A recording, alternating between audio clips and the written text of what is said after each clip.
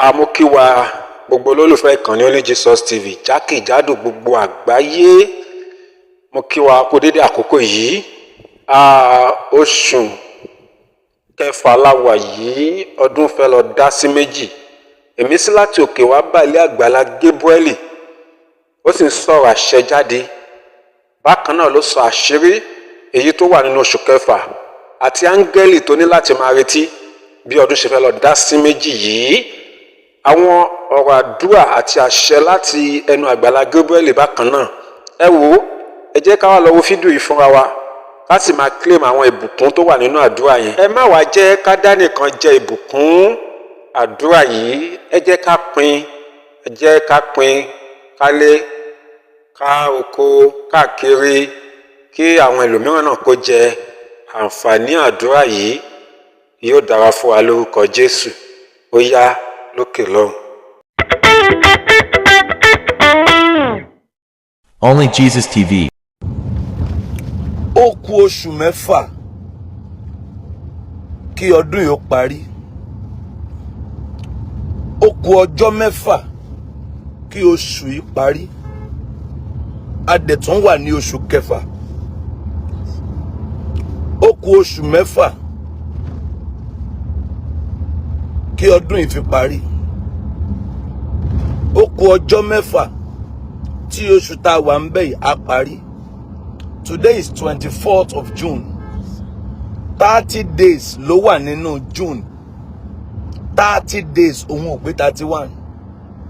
So ó kù oṣù mẹ́fà tí oṣù yà parí.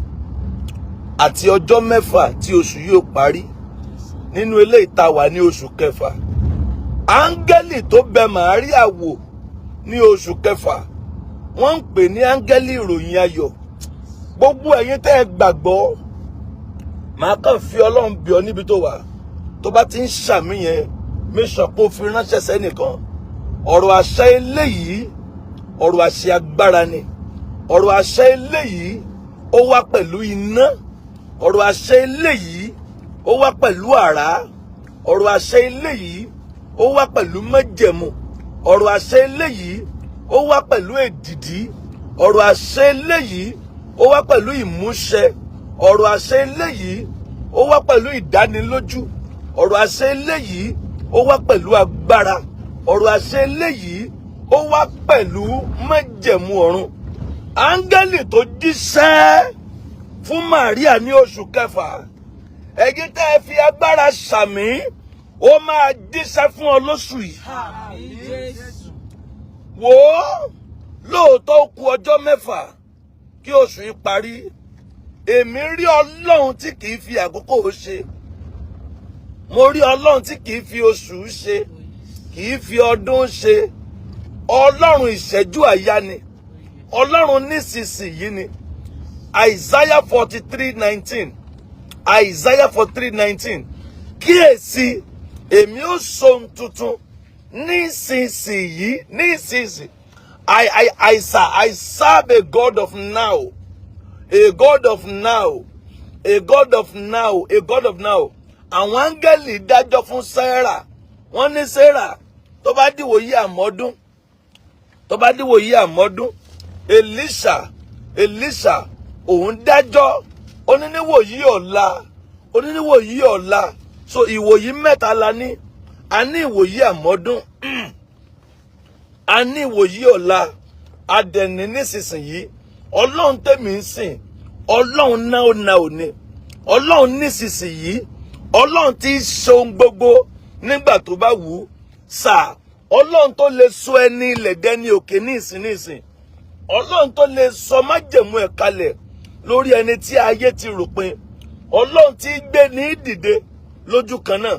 Ọlọ́run tí í fa ní gòkè lójú kan náà. Áńgẹ́lì tó jíṣẹ́ fún Màríà, mo fẹ́ ránṣẹ́ láàárọ̀ yìí. Àwọn èèyàn kan wà níbí wọ́n dẹ̀ gbàgbọ́. Mo rán àṣẹ sí yín o níbi tí ẹ wà. Mo rán májẹ̀mú sí yín. Mo rán àṣẹ sí yín. Mo rán májẹ̀mú sí yín. Áńgẹ́lì yìí máa jíṣẹ́ fún ọ. Àmín Jésù. Áńgẹ́lì yìí máa jíṣẹ́ fún ọ. Àmín Jésù. Àwọn iṣẹ́ tó máa jẹ́ màá sọ fún ẹ láàárọ̀ yìí. Àwọn iṣẹ́ tí áńgẹ́lì yẹn máa jẹ́, àwa wà lójú ọ̀nà Ìkẹjà báyìí. Àwa wà lójú ọ̀nà Ìkẹjà. Ó yá o.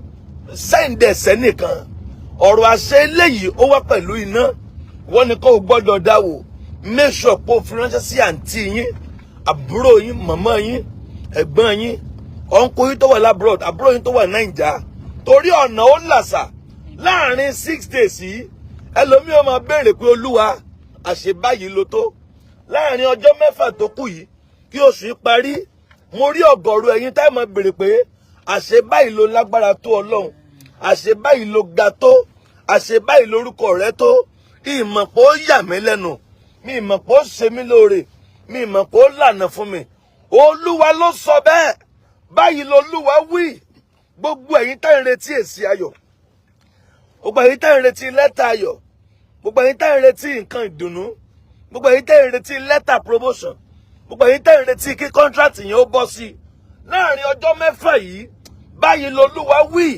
áńgẹ́lì oníròyìn ayọ̀ ó máa bẹ̀ yín wò Àmín Jésù. áńgẹ́lì oníròyìn ayọ̀ ó máa bẹ̀ ọ́ wò Àmín ó máa bẹ̀ ọ́ wò ó máa bẹ̀ ọ́ wò ó máa bẹ̀ ọ́ wò ó máa bẹ̀ ọ́ wò áńgẹ́lì oníròyìn ayọ̀ ó máa bẹ̀ ọ́ wò ó máa bẹ̀ ọ́ wò ó máa bẹ̀ ọ́ wò ó máa bẹ̀ ọ́ wò ó máa bẹ̀ ọ́ wò ó máa bẹ̀ ọ́ wò ó máa bẹ̀ ọ́ wò ó máa bẹ̀ ọ́ wò áńgẹ́lì oníròyìn ayọ̀ ó máa bẹ̀ ọ́ wò yóò bẹ̀ ọ́ wò yóò bẹ̀ ọ́ wò bọ̀dá yóò bẹ̀ ọ́ wò sìstá yóò bẹ̀ ọ́ wò màmá yóò bẹ̀ ọ́ wò áńgẹ́lì yìí máa bẹ̀ ọ́ wò ó máa yálé ẹ̀ yóò ṣẹ̀rùbà ọ́ yóò bẹ̀ ọ́ wò ẹ̀yin wo lẹ́ ń retí kí kọ́ńtrátì kan ó bọ́ sí i mà yáàdà yáàdà bẹ́ẹ̀sì yáàdà ẹ̀yin wo lẹ́ ń retí kí lẹ́tà ayọ̀ kan bọ́ sí i ẹ̀yin wo lẹ́ ń retí nǹkan kan sí ayọ̀ sí dáadáa ẹ̀yin wo lẹ́ ń retí ògo kan ẹ̀yin wo lẹ́ ń retí bísínẹ́sì kan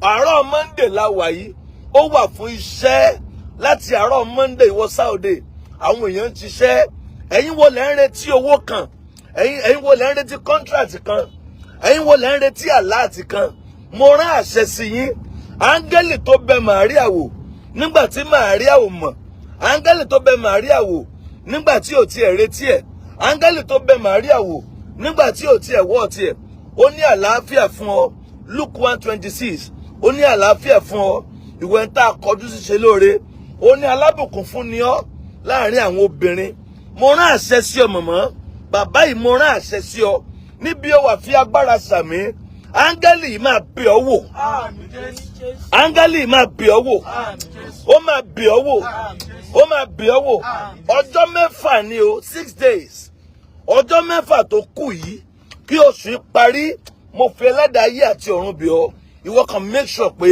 o tún sàpò o tún send ẹ̀sẹ̀ nìkan pé ẹ wo prayer ilé láàárọ̀ yìí tún send ẹ̀ sí àwọn afẹ́nifẹ́re rẹ mo fi ẹlẹ́dàá ayé àti ọ̀run bẹ̀ ọ́ ọjọ́ 6 tó kù yìí kí oṣù yìí parí wò ó á di sí ayọ̀ fún ọ Àmín Jésù.